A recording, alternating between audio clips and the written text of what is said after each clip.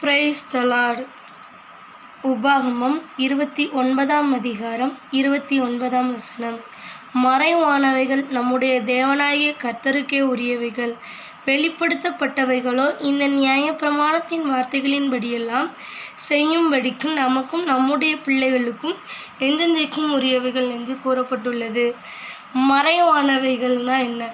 மறைவானவைகள் எல்லாமே நம்முடைய தேவனாகிய கர்த்தருக்கே உரியவைகளாம். அநேக காரியங்கள் நமக்கு இது எப்படின்னு சொல்லி நமக்கு தெரியாது. அது மறைக்கப்பட்டிருக்கும். நம்ம உருவான விதமே தெரியாது. அதுவும் ஒரு விதம் மறைக்கப்பட்ட விதம்தான். தாயின் கருவில் எலும்புகள் உருவாகிற விதம் தெரியுமா? மனுஷனால் கண்டுபிடிக்க முடியுமா? முடியாது. அதை தான் ஆண்டவர் சொல்றாரு, மறைவானவைகள் நம்முடைய தேவனாகிய கர்த்தருக்கே உரியவைகள், வெளிப்படுத்தப்பட்டவைகளோ இந்த நியாயப்பிரமாணத்தின் வார்த்தைகள் படி எல்லாம் செய்யும்படிக்கு நமக்கும் நம்முடைய பிள்ளைகளுக்கும் எந்தெந்த உரியவைகள். அப்போ நியாயப்பிரமாணத்தின் வார்த்தைகள்லாம் என்ன? நியாயப்பிரமாணத்தின் வார்த்தைகள்னால் நம்ம கொடுக்கப்பட்ட, இப்பொழுது நம்ம கையில் கொடுக்கப்பட்ட வேதாகம புஸ்தகம் தான். அதில் கொடுக்கப்பட்ட வார்த்தைகள் எல்லாத்தையுமே நமக்கு வெளிப்படுத்தப்பட்டிருக்கு. உவமைகளாகவும் சொல்லியிருப்பார், வெளிப்படுத்தப்பட்டவர்களாக ஆண்டவர் சொல்லியிருப்பார். உவமையை நம்ம ஆராய்ச்சி பண்ணோன்னா அதுக்குரியது ஆண்டவர் நமக்கு வெளிப்படுத்துவார். எல்லாமே நமக்குரியது தான். வெளிப்படுத்தப்பட்டவர்கள் எல்லாமே நம்மளுடைய பிள்ளைகளுக்கும் நமக்கும் உரியவைகள்னு சொல்லியிருக்காரு. அப்போது அநேக காரியத்தை குறித்து நம்ம காரியத்தை மறைப்பது தேவனுடைய மேன்மைன்னு சொல்லி ஒரு இடத்துல இருக்கும். காரியத்தை ஆண்டவர் ஒரு காரியத்தை நமக்கு மறைக்காருன்னா அந்த காரியம் ஆண்டவருக்கான அது மேன்மை. ஆனால் காரியத்தை நம்ம ஆராய்வதோ ராஜாக்களுக்கு மேன்மைன்னு சொல்லி ஒரு நீதிமொழிகளில் ஒரு வசனம் உண்டு.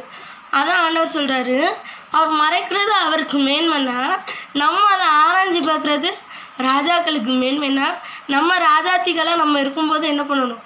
நம்ம அதை ஆராய்ச்சி பார்க்கணும்னு சொல்கிறாரு. அதே போல் இன்னொரு இடத்துல என்ன கூறப்பட்டிருக்குன்னா, வெள்ளிக்கு வராத மறைப்பொருளும் இல்லை, மறைக்கப்பட்ட வார்த்தைகள் இல்லைன்னு சொல்லி ஒரு இடத்துல லூக்காவில் ஒரு இதில் உண்டு. வசனத்தை நான் கொஞ்சம் மாற்றி சொல்லிட்டேன்னு நினைக்கிறேன். அந்த வசனத்தில் அப்படி சொல்லியிருக்கோம். ஆண்டவர் சொல்கிறாரு, மறைவானவைகள், மறைபொருள் எதுவுமே மறைக்கப்பட்டிருக்காதுன்னு சொல்கிறாரு. அதே போல் பிரசங்கியில் ஒரு வசனம் உண்டு.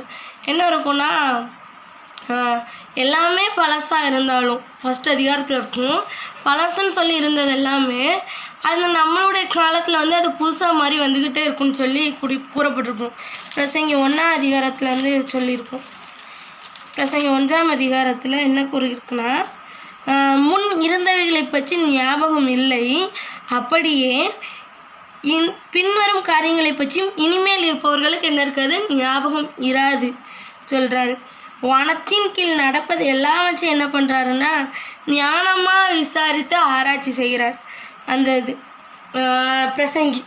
ஆனால் காரியம் அப்படி இருக்குன்னு சொல்லி நிறைய சொல்லுவார்.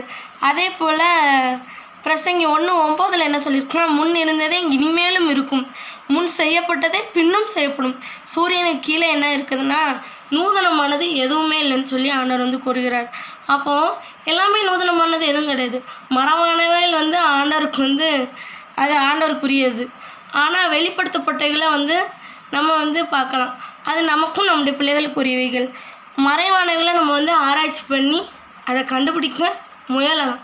ஆனால் ஆண்டவர் அது ஆராய்கிறது ஆண்டவருக்கு அது பிரியம்தான். ஆனால் வெளிப்படுத்தப்பட்டவைகளின்படி நம்ம வாழ நம்ம கொஞ்சம் நம்ம என்ன பண்ணணுமா அர்ப்பணிக்கணும்னு சொல்லி ஆண்டவர் விரும்புகிறார். எனவே காரியங்கள் எல்லாம் வச்சு ஆண்டவர் என்ன பண்ணுறாருன்னா மறைப்பார், வெளிப்படுத்துவார், எல்லாமே செய்வார். நமக்கு அந்த மறைப்பொருளை வெளிப்படுத்துகிற தேவன்கிட்ட நம்ம கேட்டோன்னா அந்த மறைப்பொருளையும் வெளிக்கு கொண்டு சொல்ல அவர் உண்மை உள்ளவராக இருக்கிறார்.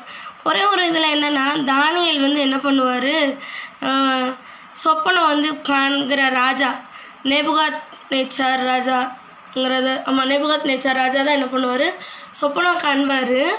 ஆனால் அந்த சொப்பனத்தை பற்றி அவரால் சொல்ல முடியாது, சொப்பனத்தையும் சொல்ல முடியாது, சொப்பனத்தின் அர்த்தத்தையும் சொல்லுன்னு சொல்லுவார். சொல்லும்போது தானியேல் என்ன சொல்லுவார், உபவாசித்து ஜெபம் பண்ணி அதை வெளிப்படுத்தி சொல்லுவார். சொல்லும்போது ஒரு வார்த்தை உண்டு, மறைப்பொருள் தானியேலுக்கு என்ன பண்ணுதான் வெளிப்படுத்தப்பட்டதுன்னு சொல்லி சொல்லுவார். சரிங்களா? மறைபொருள் தானியேலுக்கு வெளிப்படுத்தப்பட்டது. மறைபொருளை வெளிப்படுத்துகிற பரலோகத்து தேவன் கடைசி நாட்களில் சம்பவிப்பதை ராஜாவாகிய நேபுகாத்நேச்சாருக்கு சொல்கிறாருன்னு சொல்லி தானியேல் 2ஆம் அதிகாரம் 28வது வசனத்தில் இருக்குது. அதனால் மறைபொருளை வெளிப்படுத்துகிற தேவன் நம்மோடு இருக்கிறார். உங்களுக்கு மறைவாக இருக்கிற காரியம் எல்லாத்தையும் அவர் வெளிப்படுத்த சித்தமுள்ளவராக இருக்கிறார். எனவே நம்ம அவர்கிட்ட நம்ம கேட்டு நம்ம பெற்றுக்கொள்வோம். கர்த்தர் தாமே இந்த வார்த்தையின் மூலம் உங்களோடு கூட பேசியிருப்பான்னு சொல்லி விசுவாசிக்கிறேன்.